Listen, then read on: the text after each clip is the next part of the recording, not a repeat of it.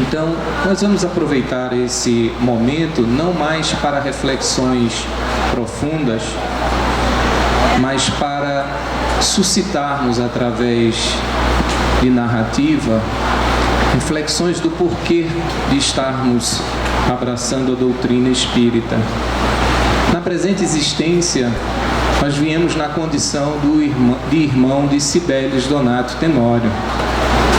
E o Sibelius, como irmão, é uma prova viva de reencarnação em nossa família.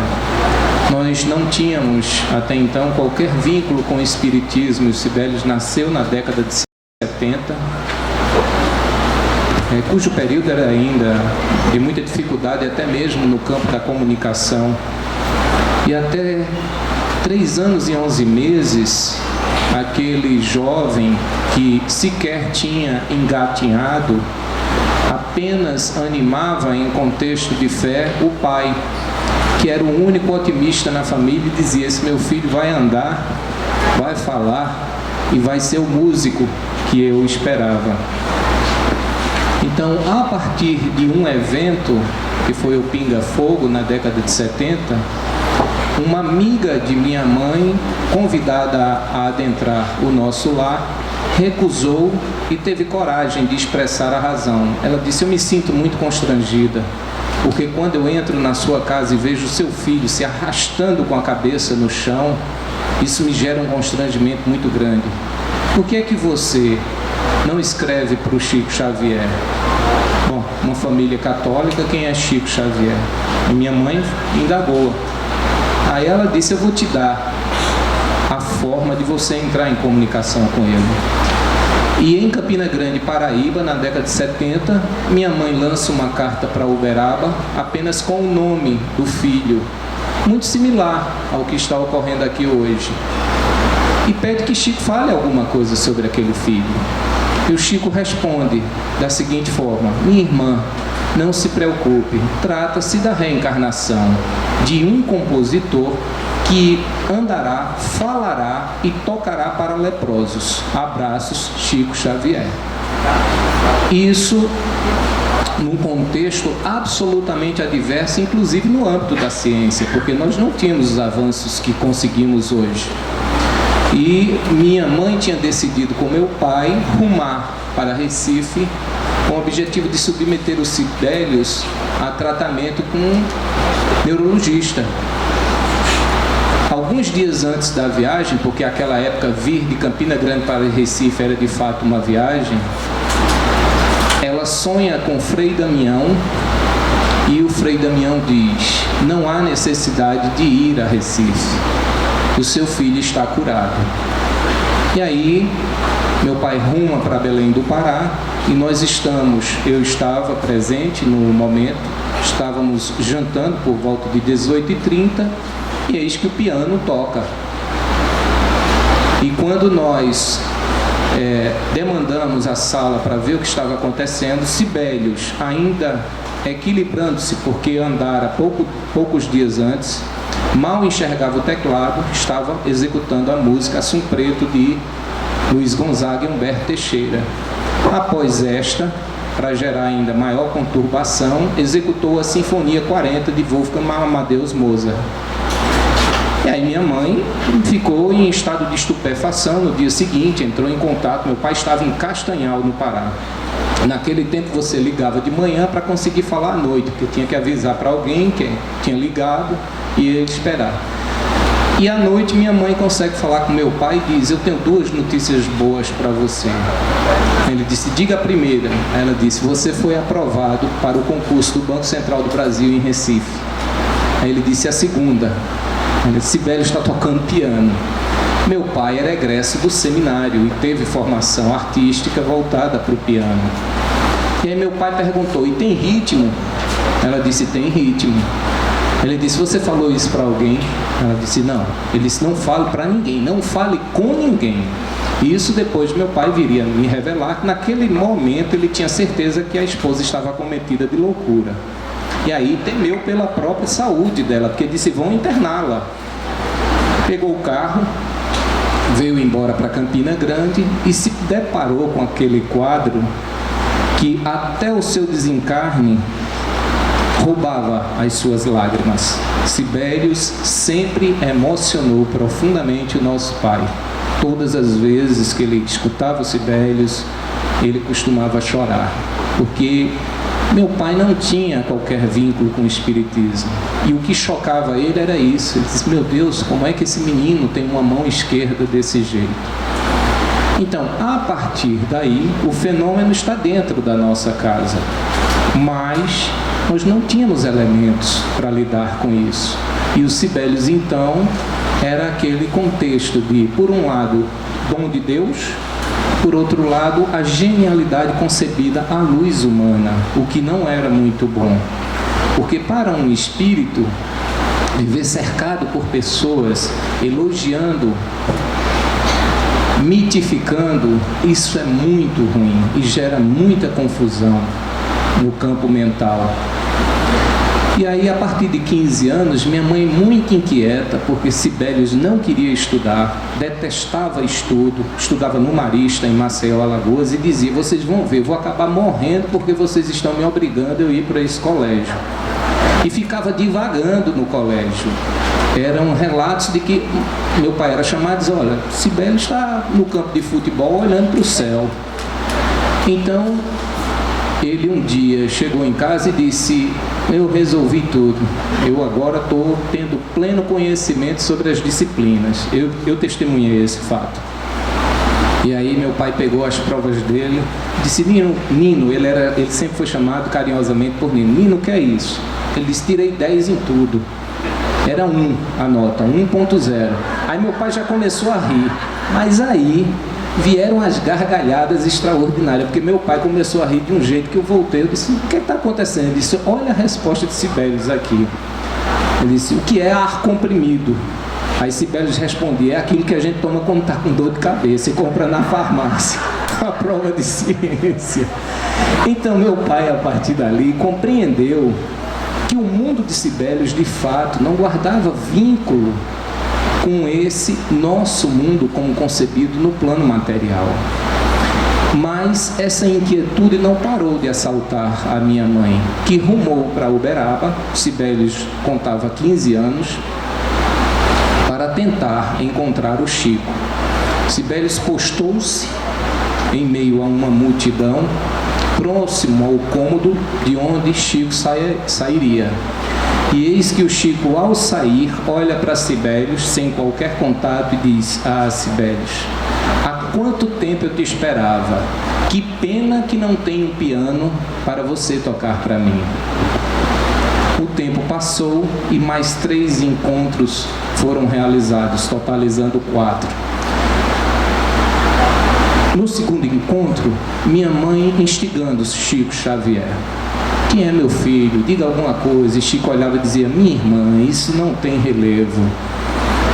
Não conseguiu nada. Sibelius tocou algumas músicas, Chico escutou. No terceiro encontro, Chico, narrando detalhes sobre a vida de um músico finlandês chamado Johann Julius Christian Sibelius, que desencarnara em 1957, chegou o momento em que ele disse: agora eu tenho permissão para revelar. E fez um relato de um encontro que perdurou durante 2 anos, atraído pela melancolia do espírito, no mesmo local que costumava encontrar Emmanuel, na represa. E Chico disse que a melancolia daquele espírito o atraiu imediatamente. Veja aí a solidariedade, o amor. E ele travou diálogos com aquele espírito durante 2 anos. Isso são palavras do Chico que, inclusive, tem registros em um livro aqui na livraria, escrito pela médium Maria Gertrudes, que estava presente ao encontro e registrou em um capítulo. E Chico disse: depois daquele tempo, perdi o contato com aquele espírito. Compreendi então que aquele espírito iria reencarnar para cumprir com a sua missão. Olhou para o Sibelius, chorando, e disse: aquele espírito era você, Sibelius. Há quanto tempo eu te esperava? E assim como eu prometera, eu estou aqui para te escutar. Porque, segundo Chico, uma das condições que Sibelius pediu foi que Chico o encontrasse e o amparasse. E a razão de não desejar reencarnar era o medo. Veja que interessante. Por que, Chico perguntava, por que medo, Sibelius? Ele dizia, porque eu vou sofrer. E Chico dizia, mas eu também sofro, Sibelius. Ele disse, eu não quero reencarnar. Então, paremos um pouco e voltemos na década de 70 e vejamos a condição do nascimento. 6 meses e meio de vida, 1,1 kg. Até 3 anos e 11 meses, sem coordenação motora sequer para abrir as mãos. Porque Sibelius não começou tocando piano como um pianista qualquer. Sibelius tocava com as mãos fechadas e impunha uma velocidade para compensar a não abertura das mãos. Isso, quem está falando, é alguém que participou em loco, não é que eu ouvi dizer.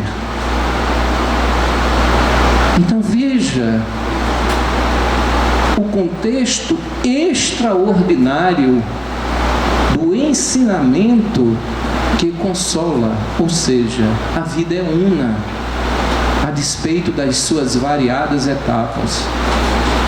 E o mais extraordinário, aquilo que se conquistou, seja no campo virtuoso ou vicioso, com você permanecerá até que você decida substituir. Porque quando observamos se a genialidade no campo humano não atende ao reclamo do espírito, a genialidade, como resposta da doutrina, atende plenamente. E em que contexto? Absolutamente meritocracia. Porque a descrição de gênio em o livro O Consolador, ditado por Emmanuel a Chico Xavier, Perguntas e Respostas, é que o gênio laborou muito e conquistou tudo o que conquistou com os esforços próprios. A genialidade humana eclode no fato de esta faculdade vir a lume em momento que não guarda vínculo com a idade cronológica. E qual é o resultado disso?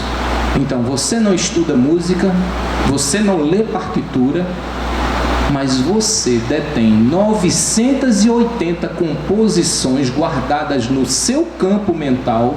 Eu estou falando de 980 composições de Sibelius, associado ao fato de que ele executa qualquer música de qualquer gênero, de qualquer compositor, porque ainda que não conheça a música, ele pede para colocar o disco e em seguida, ao escutar, ele vai e executa a música.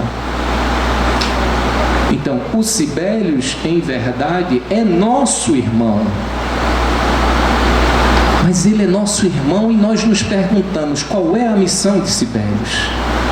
Senão despertar os nossos espíritos para este fato que comprova a reencarnação. Porque se nós nos fiarmos no contexto de dom divino, a questão imediata será, por que Sibelius e não eu? Então Deus faz escolhas dessa natureza e eu tenho como soberanamente bom, justo e imutável? Como é isso? Enquanto eu tenho sofrimento, estou despido das mãos, dos braços ou das pernas, ou da visão ou da audição. O Sibelius está executando isso sem trabalhar? Isso não é possível. Com o grau de razão que nós alcançamos em nosso presente caminhar, não é crível mais que algo adentre os nossos espíritos sem uma reflexão maior. Mas veja, isso eu estou falando de Sibelius isoladamente. nós contemplarmos a narrativa cronológica apresentada, o que é que Sibelius tem a ver com Chico Xavier em Uberaba, meu Deus?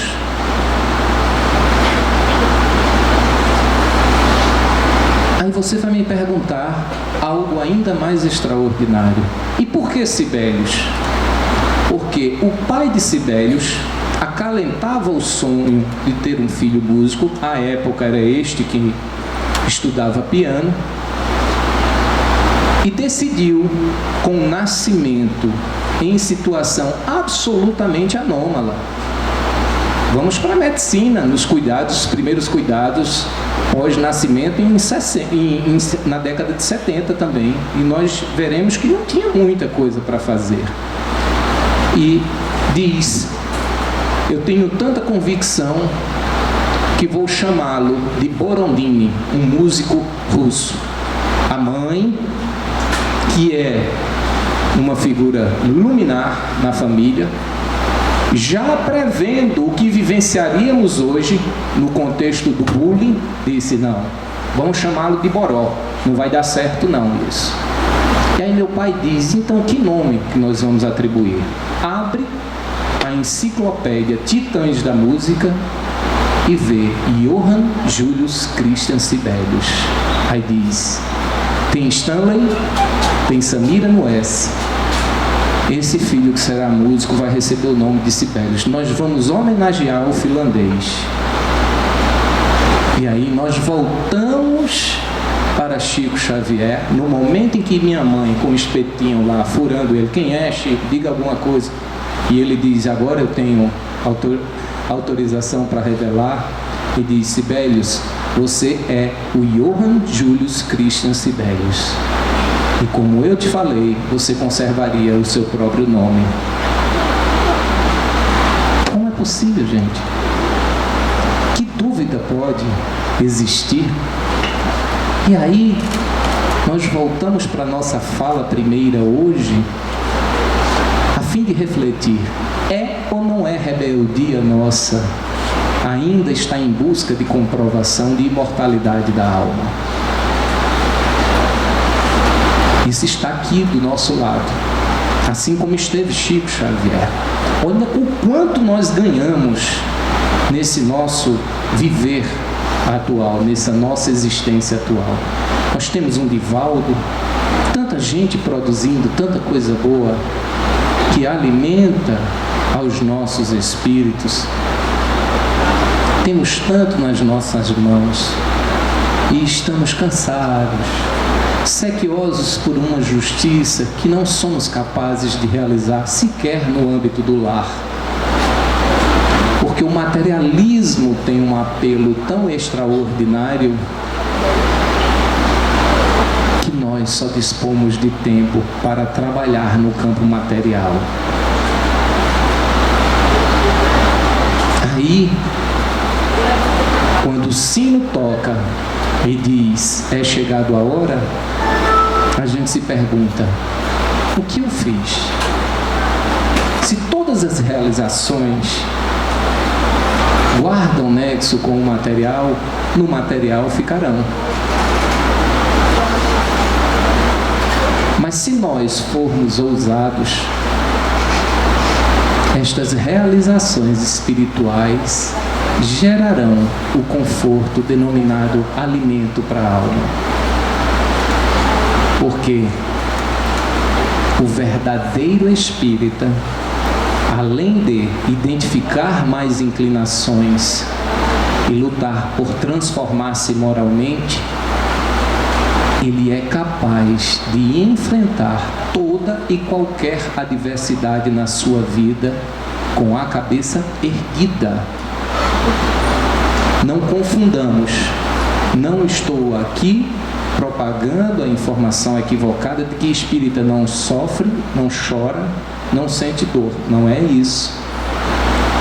Eu estou apenas dizendo que não há como conjugar a denominação espírita com o desespero. Se estamos desesperados ainda, é porque ainda não conseguimos alcançar os requisitos para nos tornarmos espírita. E ao mencionar espiritismo e espírita, não estou aqui me desvinculando de forma alguma daquilo que anima as nossas almas, ainda que do ponto de vista inconsciente. Eu me refiro ao cristianismo. Redivivo. Por que redivivo? Porque a proposta de revolução ética emanada do espiritismo não visa nos convencer através de imposição, muito menos visa consolidar relação utilitarista do traze-me a tua dor, que eu te darei o lenitivo, mas antes de ires embora, deixe o vintém na minha caixa material. Quanto tempo nós vimos em nossas existências, tratando a nossa fé com esse desdém, indo ao contexto do religioso, dizendo, se eu alcançar isso, eu faço isso. Relação de utilidade. Se eu não alcançar, eu não acredito. Pouco importa. Ninguém em sã consciência vai tentar convencer quem quer que seja de que detém a verdade. O processo de transformação moral é um processo endógeno, é um processo cuja decisão é tomada e adotada por aquele que decidiu implementá-la. Pais, reflitamos. Os exemplos estão a aportar em nossos lares a mancheias. O ouvido ao contexto da educação, ou seja, o esquecimento da obrigação primordial que é a orientação para aquele que nós recebemos na condição de filhos e que não são nossos filhos, é bom que se diga, não são nossos filhos. Todos, inequivocamente, somos filhos de um único Pai, que é Deus. Pouco refletimos sobre Deus, mas Ele é o nosso único Pai.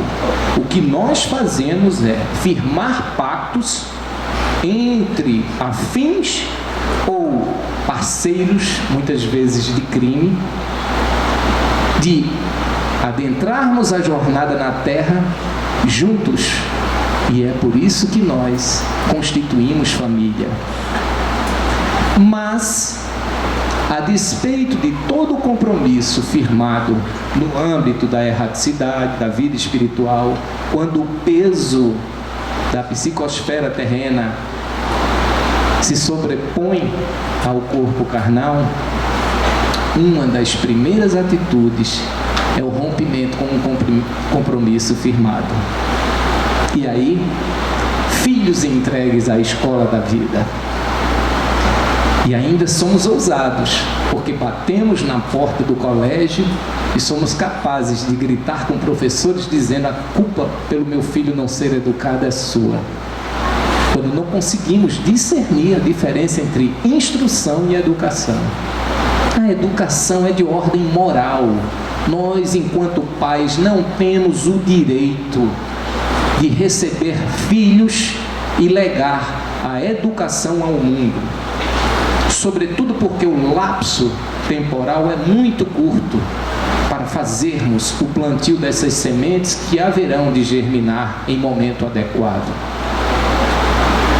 Nós sabemos, porque em O Livro dos Espíritos está consignado que até 7 anos de idade a receptividade é plena. A partir daí o espírito já começa a retomar toda a sua autonomia pretérita, e não em vão é que o encontro com esta ocorre na adolescência. A partir da adolescência, eu sou senhor de mim. E vem o contexto do conflito no âmbito familiar. Que me ensinaste? O exemplo do faça o que eu digo, mas não faça o que eu faço? Quem és para estar agora me dando lições de moral? Essas são indagações que abalam o contexto das almas dos pais. E já aí começamos a perceber o quê? A ausência do reconhecimento. E por que não há reconhecimento? Porque não estamos legitimados para tal. Mas façamos uma visão reversa, uma reflexão reversa. E enquanto pais, abracemos e não nos desobriguemos jamais de educar, porque educar é, antes de mais nada, um gesto sublime de amor. E lá na frente, quando o filho olhar e disser: "Que fizeste por mim?", certamente nós estaremos confortáveis para dizermos: "Eu fiz tudo o que o meu amor permitiu e que a minha instrução concebeu." Mas, se o teu caminho é diverso de todos os ensinamentos propagados, não te apoquente. Aguardemos o tempo e a escola vida para refletirmos juntos de quem de fato é a culpa. Nós estamos exemplificando nada mais, nada menos do que o rompimento do paradigma ação-reação. É a implementação do paradigma ação-ação.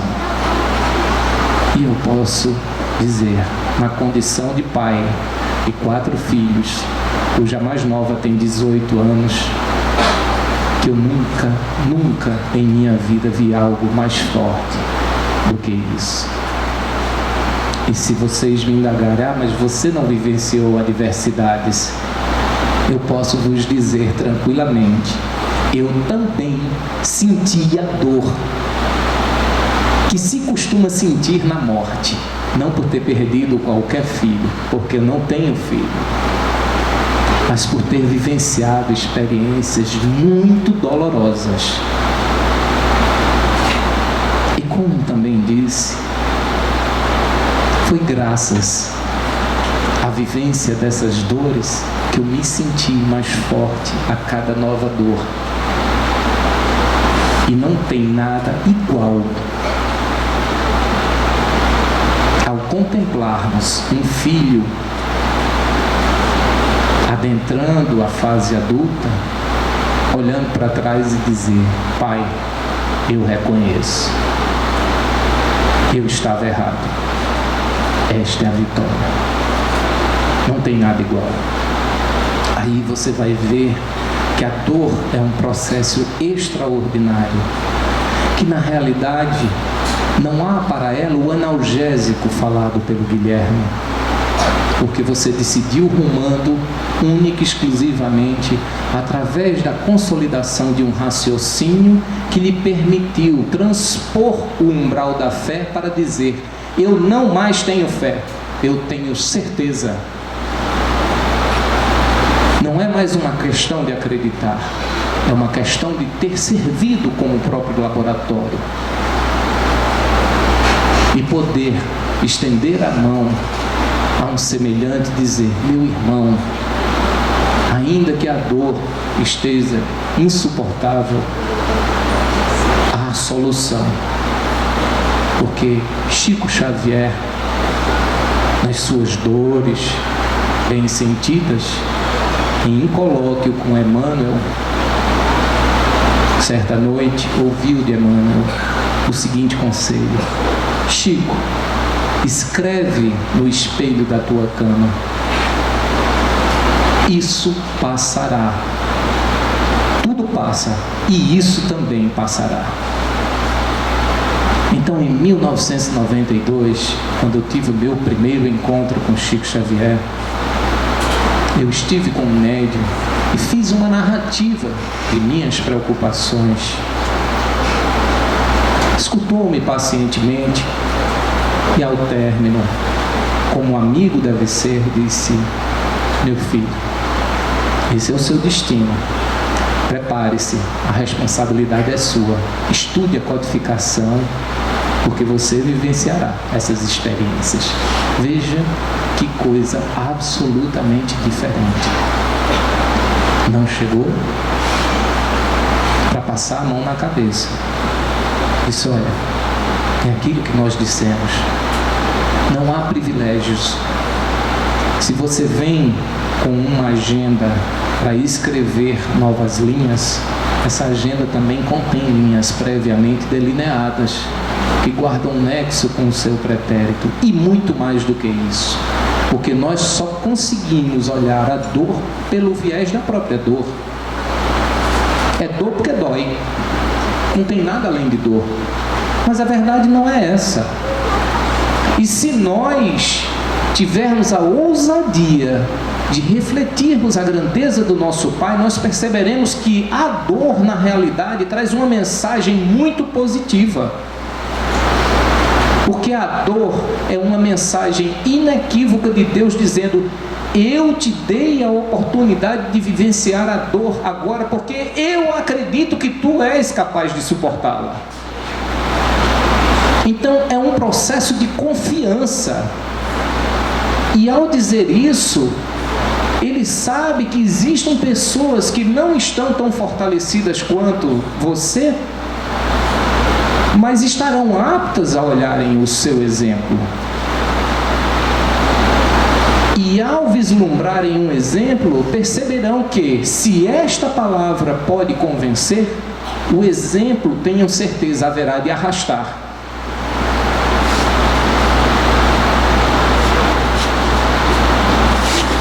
Aí eu pergunto: será necessário realmente estarmos falando sobre algo que foi vivenciado em plenitude? Ou alguém leu algum livro escrito por Jesus? O que fez Jesus? Jesus exemplificou através da própria conduta, porque sabia que se deixasse algo escrito, os homens iriam entortar os escritos com a denominada interpretação. Jesus exemplificou, e muito mais do que isso, foi o nosso maior mestre realmente. Porque ele disse: no processo do encontro com as dores inerentes aos vícios, será, antes de mais nada, adotar como comportamento primeiro o maior exemplo de caridade, a capacidade de escutar. Escuta neste primeiro momento. E após, o que dizia Jesus? Jesus trazia à lume a metáfora, mas objetivamente dizia: vai, meu irmão, e não voltes a pecar. Mas não era porque Jesus desejava por desejar. O que Jesus queria transmitir é: há uma correspondência diuturna entre corpo, perispírito, espírito. A cada novo pecado, alguma mácula irá permear o perispírito, com consequências no corpo físico. Então, o não volteis a pecar era uma proposta de saúde. E nós estamos hoje em pleno século 21, ou seja, mais de 2000 anos refletindo sobre as pegadas deste homem extraordinário, desse espírito luminoso, e não fazemos outra coisa a não ser pecar.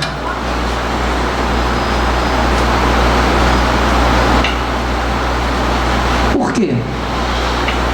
Porque cedemos à proposta material reinante no mundo, esquecendo que no mundo o predomínio é do mal. E por que há predomínio do mal? Porque este mundo está classificado como de provas e expiações.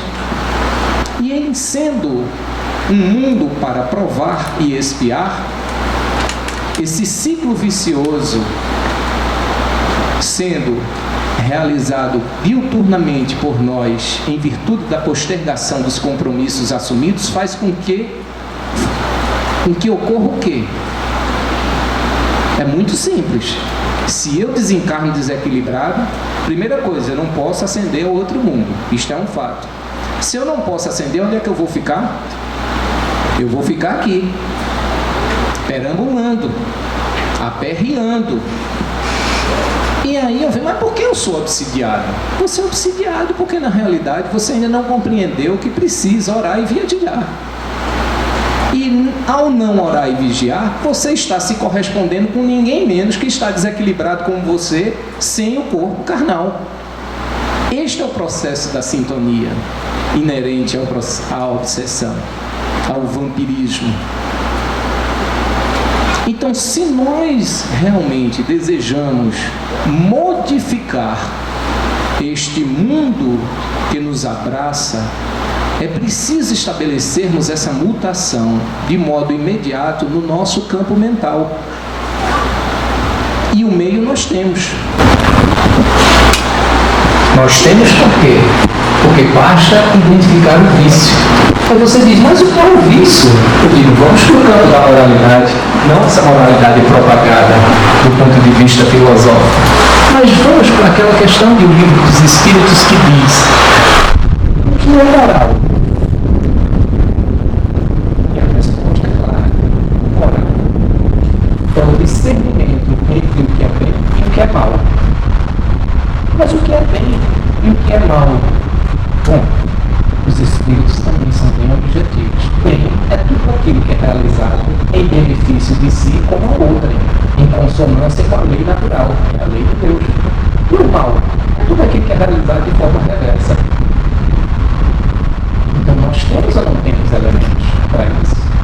E se nós temos elementos para isso, por que estamos insistindo na construção de presídios e de prostíbulos?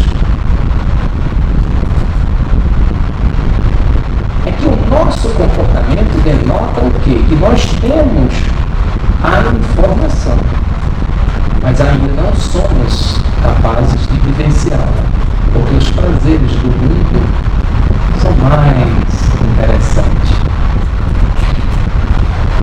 Então, fazendo essa digressão do ponto de vista de reflexão, eu volto para o contexto dos Sibelius e adentro outra perspectiva que é mais standard. Você disse que Sibelius tem 980 composições. Sim, é um fato. E como é que ele faz? Ele trabalha de manhã, tarde e noite? Não. Sibelius não compõe no método tradicional. Sibelius executa a música pronta. É diferente. Então, Sibelius pode compor 10 músicas no período ponto. Uma vez estávamos em Maceió, num posto de gasolina, e o abastecendo ele disse, me leva para casa. Eu disse, mas agora, o que é que está vendo? Ele disse, eu estou recebendo uma composição. E quando ele diz, eu estou recebendo uma composição, ele tem que ir para executar, porque como ele não lê partitura, então o que é que ele faz? Ele executa no piano elétrico dele, e tem um software, gera a partitura e ele registra essa partitura. É dessa forma. Eu fui conversando com ele, eu disse, me explica, mas como é que você escuta? Ele disse, eu escuto de forma tão clara que eu consigo entender quais são os instrumentos daquela música. Isso é ou não é uma prova de intercâmbio constante entre dois planos de uma mesma vida? São planos existenciais distintos, mas é uma mesma vida. E aí, estudando sobre isso, eu me deparei com um livro de Leon Denis, que eu acho que é a arte do espiritismo, em que Leon Denis relaciona um trecho de uma fala de Wolfgang Amadeus Mozart. E Mozart revela que o método de composição dele era exatamente o que revela Sibelius. Ele diz, eu não tenho como explicar. Eu fico contemplando a natureza e a composição me chega. É essa a explicação que Sibelius faz. Então, o que nós precisamos compreender é a proposta existencial de Sibelius entre nós na qualidade de irmãos não é o fenômeno isoladamente. É um fenômeno se conectando a uma resposta inequívoca aos nossos anseios de que faremos que por isso. Não há como existir perspectiva de justiça divina se não houver unidade existencial.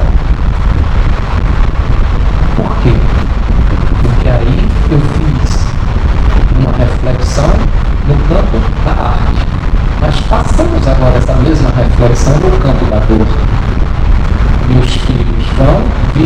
vida plena, partem depois da minha partida, coisa natural. Os universos. E o universo é quando a gente está cuidando daquela flor em tenra idade, aqui nós só conseguimos transmitir amor, aqui nós só colhemos amor, e da noite para o dia diz: papai, mamãe, chegou a hora. E aí, onde encontrar justiça num ato como esse? Então, nós temos inúmeros exemplos. Agora, o que nós necessitamos edificar com esses exemplos é a proposta da reforma moral. Isso sim. E isso é tão claro, tão patente, que os reflexos são imediatos no campo da nossa convivência social, a ponto de equivocadamente acreditarmos ser factível evoluir sem conviver. Isso é impossível, porque a convivência no campo social é o regime das provas. Nós estamos nos experimentando. Ah, eu sou paciente. Ah, você é? Com quantas pessoas você convive? Não, eu vivo isolado, orando. Como você experimentou essa paciência? Quando nós pedimos paciência a Deus, o que vem é justamente comportamentos para experimentar a nossa paciência. Olha a relação utilitarista. Querendo comprar o produto pronto e acabar. Não é possível, tudo é conquista, tudo é mérito. Então nós estamos em verdade tratando também de mediunidade no campo da arte. Porque se Sibelius faz o relato de que escuta composições, alguém as está transmitindo. E isso é intercâmbio. E a mediunidade nada mais é do que intercâmbio entre esses dois planos existenciais. E veja, como disse nosso irmão Guilherme, médium não pode ser tido como um mito. É mais um equívoco nosso. Médium, antes de mais nada, necessita muito da nossa ajuda. Porque se nós contribuirmos para o processo do abraço insidioso com vaidade,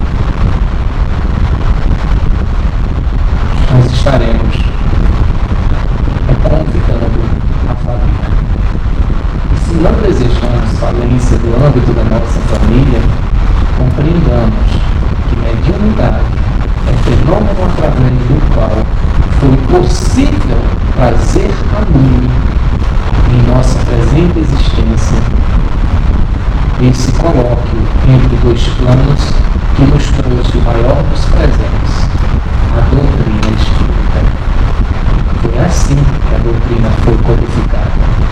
A doutrina não é invenção de Kardec. A doutrina foi sistematizada por Kardec. Mas a doutrina, assim como Chico dizia nos próprios livros, pertence aos espíritos.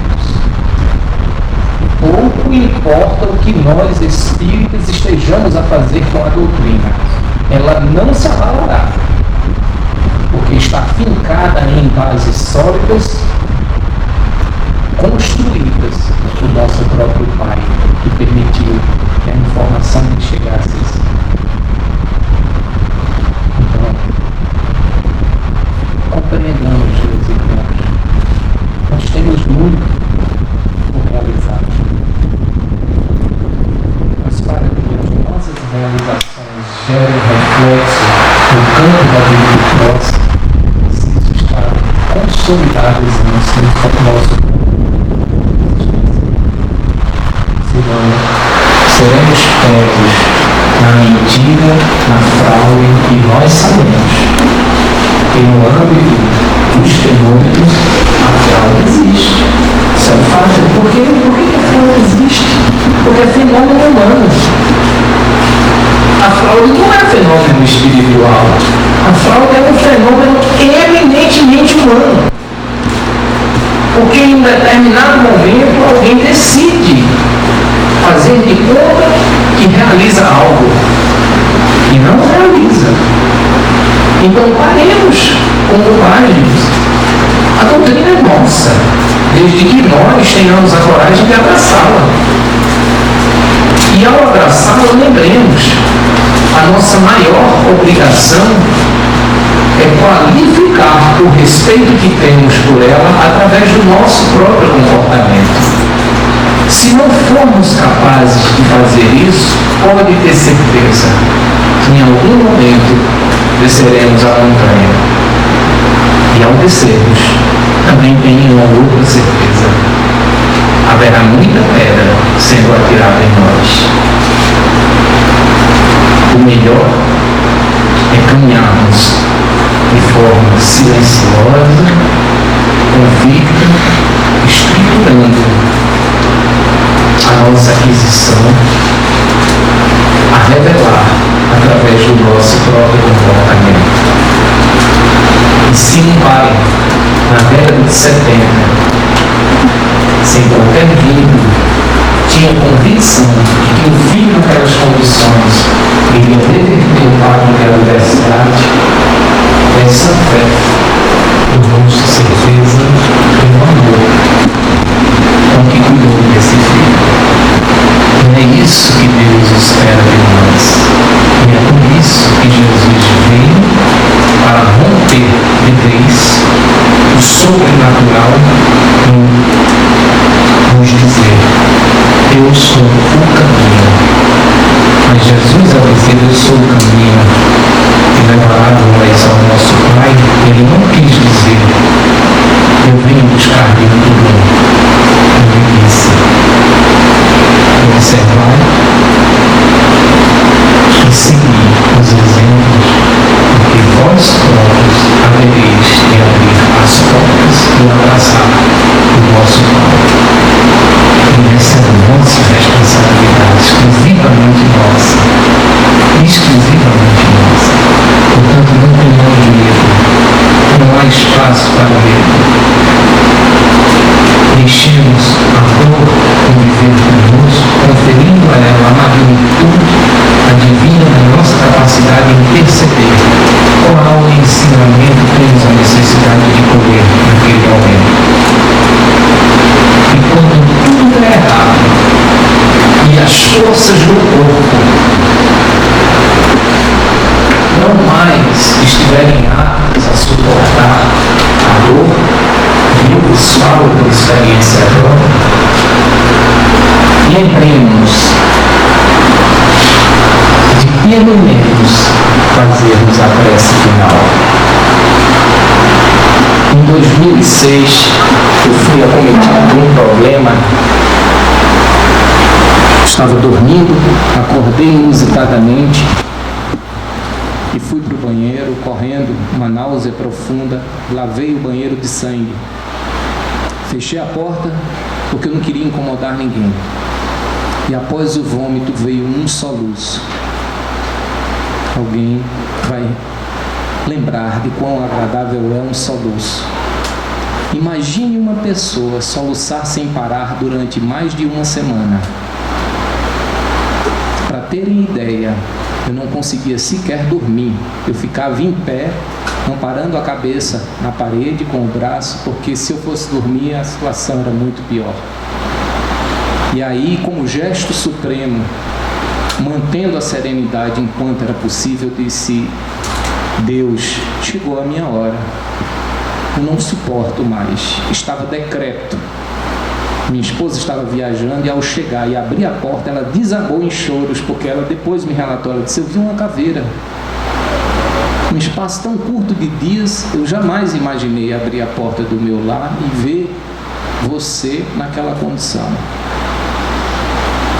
E ao pedir a Deus que me permitisse fazer a última prece, eu caí num sono profundo, rezei um Pai Nosso e caí num sono profundo.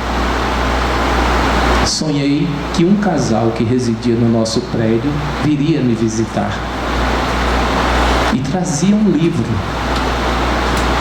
E qual não foi a minha surpresa ao ser acordado por minha mãe dizendo: Stanley,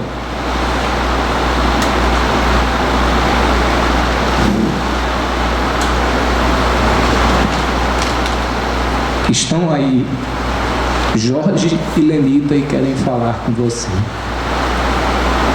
Era o casal do sonho. Eles chegaram no meu quarto, levaram uma palavra de conforto e disseram: a gente trouxe esse livro para você. O livro era Nunca Desista dos Seus Sonhos, de Augusto Cury. E eu, naquela dificuldade, comecei a ler e fui percebendo mutações. Fui hospitalizado, acordei na madrugada, chamei a médica, minha esposa ao meu lado, porque eu não soluçava mais. Eu disse: doutor, eu só queria fazer uma única pergunta. Pois não. A possibilidade desse soluço voltar. Começou o soluço de novo. Ela disse: meu filho, vá para casa, eu vou dar alta a você. Você vai dormir e vai acordar bem. O livro me despertou a avidez pela leitura. Ao acordar, eu acordei sem o soluço. E aí fui fazer uma reflexão do significado daquela assistência onírica. O fenômeno era mediúnico, mediunidade onírica. Um espírito me auxiliara durante o sono.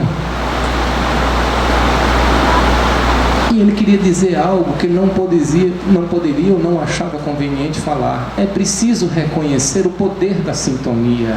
Ao leres o livro, tu vais mudar essa frequência e vais sair desse estado de enfermidade. E por que o estado de enfermidade tinha chegado?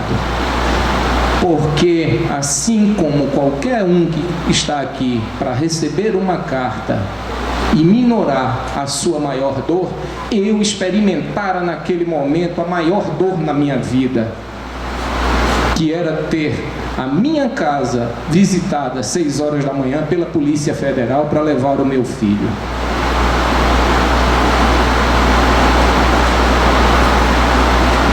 Eu narrei, eu disse, eu pensei que eu sabia o que era dor. E eu não sabia.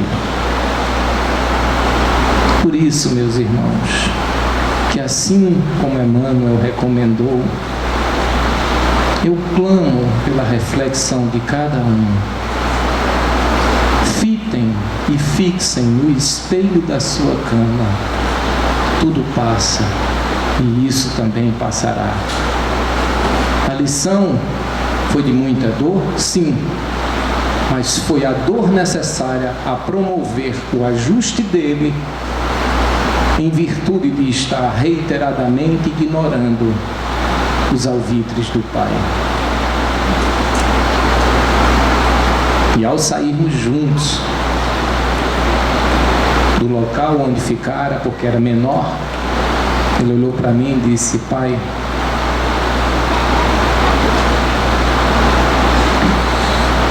eu nunca mais me meterei em bronca.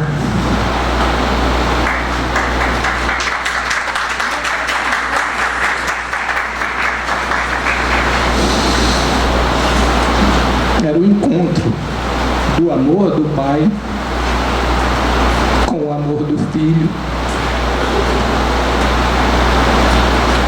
E é isso que promove a mutação desejada.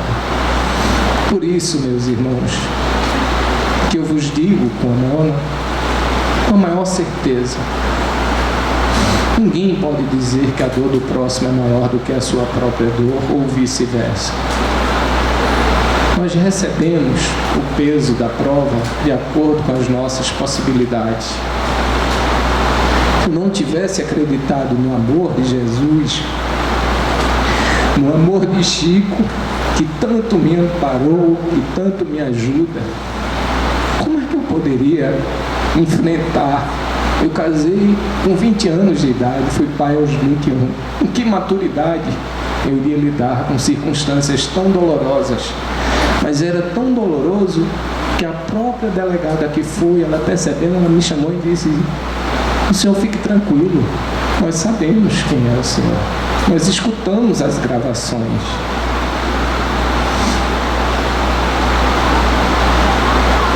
E eu acreditei, e esta é a razão pela qual eu disse para mim mesmo: enquanto eu tiver força, enquanto minha voz puder ser ouvida, eu não titubearei em partilhar com quem quer que seja a minha experiência de vivência de Jesus através do Espiritismo.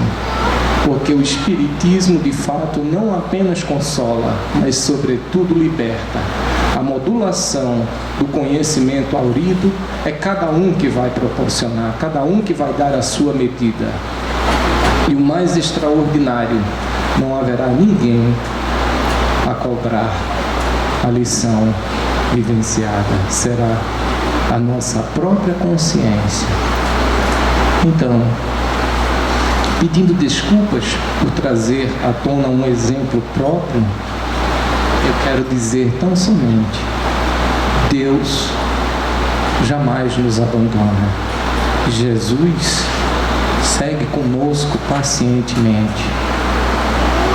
Diante da perda, lembremos, tudo está certo, porque Jesus disse: não cai uma única folha de árvore sem o consentimento do Pai.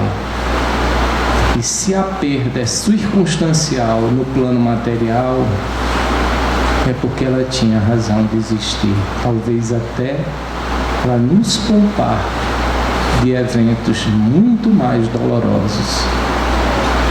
Que nós continuemos a vibrar e a construir e consolidar a psicosfera reinante, auxiliando nosso irmão que labora pelo amor e para o amor ao nosso lado. Que nós tenhamos a capacidade de deixar de lado a pequenez dos atritos diários e façamos a opção por contemplar o sol e nos banhar nesta água extraordinária. Que nós, diante da eclosão da ira, tenhamos a ousadia de silenciar por 20 segundos, a fim de percebermos que aquele pequeno trânsito irá promover uma nova ação e não simplesmente uma reação instintiva. Que nós abracemos-nos com esta doutrina divina e sigamos com Jesus, mirando os seus exemplos e exemplificando a todos aqueles que irão seguir os nossos próprios passos. Muita luz, meus irmãos. Permaneçamos em silêncio da alma e aproveitemos esse momento para impulsionar a transformação necessária em nossas vidas.